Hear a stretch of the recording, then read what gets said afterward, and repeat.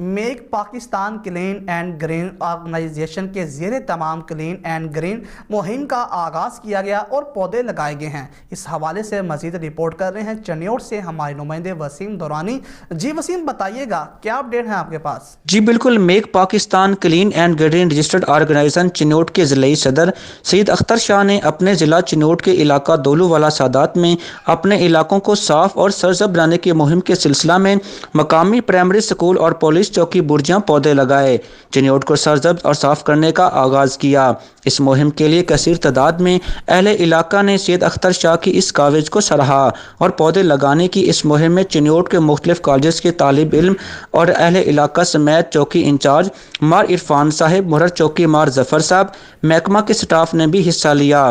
S M news سے گفتگو کرتے ہوئے ضلعی سید اختر شاہ نے کہا، جس طرح کہ پوری دنیا میں انوائرمنٹ کا مسئلہ بڑا شدید ہوتا جا رہا ہے اور بالخصوص ہمارے پاکستان میں انوائرمنٹ کا آلودگی کا مسئلہ جو ہے نا بہت خطرناک صورتحال اختیار کرتا جا رہا ہے۔ ایسے میں ضرورت تھی کہ ایک ایسی مہم چلائی جائے کہ جس طریقے سے اپنے علاقے کو، اپنے شہر، اپنے ضلع کو صاف کیا جائے۔ تو اس کے لیے ہم نے اپنی آرگنائزیشن کے ذریعے سکولوں، کالجز کے لڑکے اور وہ سب کے ساتھ مل کر اور مقامی انتظامیہ کے ساتھ مل کر یہ مہم شروع کی ہے کہ جس حد تک ہم سے ممکن ہو سکے ہم اپنے علاقے اور اپنے شہر کو صاف کریں، اور اس سے آگے بڑھ کر جس حد تک ممکن دیگر علاقوں میں بھی ہماری آرگنائزیشن انشاءاللہ کام کرے گی اور ہم اس صفائی کی مہم کو لے کے چلتے رہیں گے۔